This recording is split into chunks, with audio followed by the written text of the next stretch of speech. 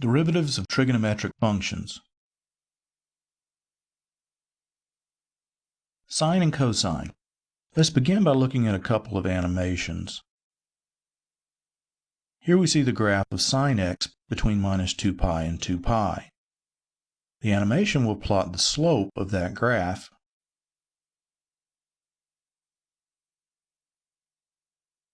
Notice that the graph of the slope looks exactly like the graph of y equals cosine x. Now let's do the same thing with the cosine function. The blue graph will be the graph of the slope of y equals cosine x.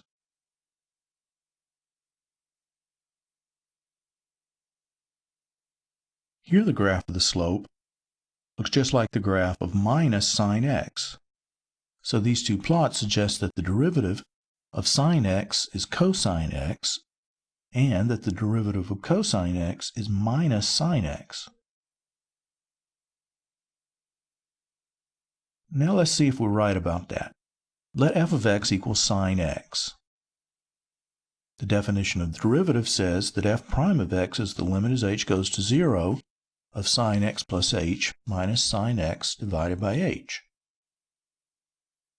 Using the addition formula for sine, we rewrite sine of x plus h as sine of x times cosine h plus cosine x times sine h. Now we factor sine x from the first and last terms in the numerator, break the fraction up into two terms, and then bring sine x and cosine x outside of the limits, since those factors are independent of h. But now we notice two familiar limits. The limit as h goes to 0 of cosine h minus 1 over h, we recall, equals 0. And the limit as h goes to 0 of sine h over h, we'll recall, equals 1. So the derivative of sine x turns out, in fact, to be cosine x.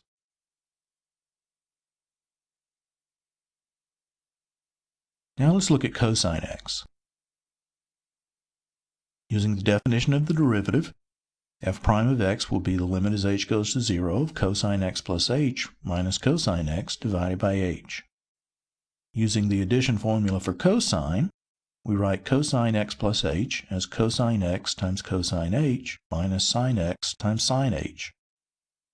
Now we factor cosine x from the first and last terms in the numerator, break the quotient up into two terms, bring cosine x outside the first limit and sine x outside the second limits, and so now we have the very same two basic limits that we just saw when we computed the derivative of sine x.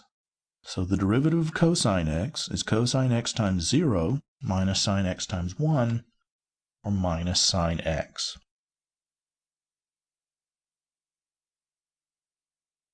So we've now learned that the derivative of sine x is cosine x, and the derivative of cosine x is minus sine x. Example: let f of x equal 3 times cosine x minus 2 times sine x. Find f prime of x. F prime of x will equal 3 times the derivative of cosine x, which is minus sine x, minus 2 times the derivative of sine x, which is cosine x. And so f prime of x is minus 3 sine x minus 2 cosine x. Another example: let y of t equals sine t times cosine t. Let's find y prime of t. We'll use the product rule. The derivative of the first factor sine t is cosine t, which we multiply by the second factor, and then add sine t times the derivative of cosine t, which is minus sine t. So we have cosine squared t minus sine squared t, which you may recognize as being the same as cosine 2t.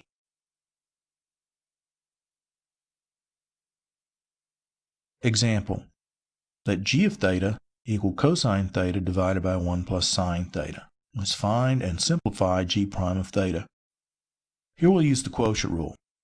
The denominator will be 1 plus sine theta squared.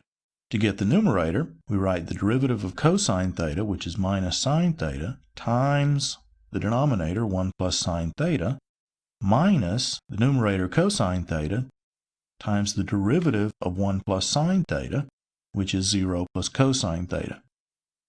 Now we rewrite the numerator as minus sine theta minus sine squared theta minus cosine squared theta. And we notice that minus sine squared theta minus cosine squared theta is equal to -1. Next we'll factor out a -1 and then cancel a factor of 1 plus sine theta and end up with -1 over 1 plus sine theta. The other trig functions. Let's look at the tangent function. Let f of x equal tangent x. This is the same as sine x over cosine x, so we can use the quotient rule to calculate f prime of x. The denominator will be cosine squared x. The numerator will be the derivative of sine x, or cosine x, times cosine x, minus the numerator sine x times the derivative of the denominator cosine x, which is negative sine x. We simplify the numerator and get cosine squared x plus sine squared x, which is 1. And so we have 1 over cosine squared x, or secant squared x. Now let's look at cotangent. Since cotangent x is the same as cosine x over sine x, we can again use the quotient rule to compute its derivative. The denominator will be sine squared x. The numerator will be the derivative of cosine x, which is minus sine x, times sine x, minus the numerator cosine x times the derivative of the denominator sine x, which is cosine x. So here we have minus sine squared x minus cosine squared x over sine squared x. The numerator here is -1, so we have minus 1 over sine squared x, which is the same as minus cosecant squared x. Now let's look at secant x. Secant x is the same as 1 over cosine x, and to compute the derivative we'll use the reciprocal rule. We have minus 1 over cosine squared x times the derivative of cosine x, which is minus sine x. Now we'll rewrite this as 1 over cosine x times sine x over cosine x, and recognize that this is the same as secant x times tangent x. Now finally, the cosecant function. Cosecant x is the same as 1 over sine x, so again we'll use the reciprocal rule. Our denominator will be sine squared x. The numerator will be minus the derivative of sine x. We write this as minus 1 over sine x times cosine x over sine x, and recognize that may be written as minus cosecant x times cotangent x.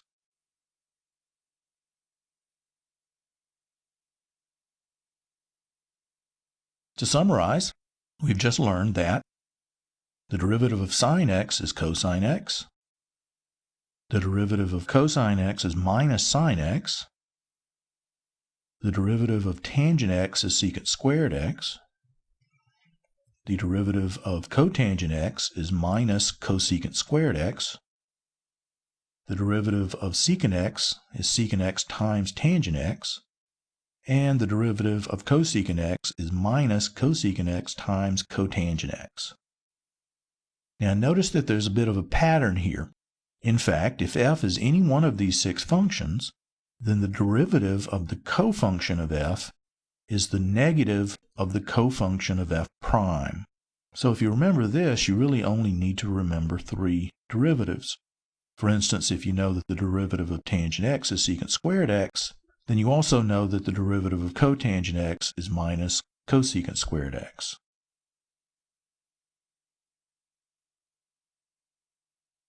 Another example. Let's let f of x equal secant x times tangent x. Let's find and simplify f prime of x. We'll use the product rule.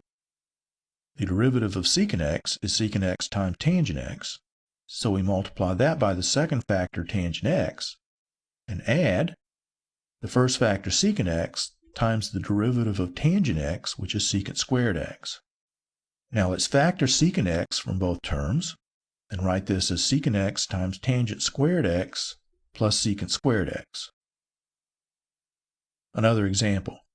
Let f of x equal secant x divided by 1 plus tangent x. Let's find and simplify the derivative. Here we'll use the quotient rule. The denominator will be 1 plus tangent x squared. The numerator will be the derivative of secant x, which is secant x times tangent x, times the denominator 1 plus tangent x, minus the numerator secant x times the derivative of the denominator, which is 0 plus secant squared x. Now we rewrite the numerator as follows, factoring out a secant x. And notice that we have tangent squared x minus secant squared x in the second factor. Now since tangent squared x plus 1 is equal to secant squared x, tangent squared x minus secant squared x is negative 1. So we can rewrite our result as secant x times tangent x minus 1 divided by 1 plus tangent x squared.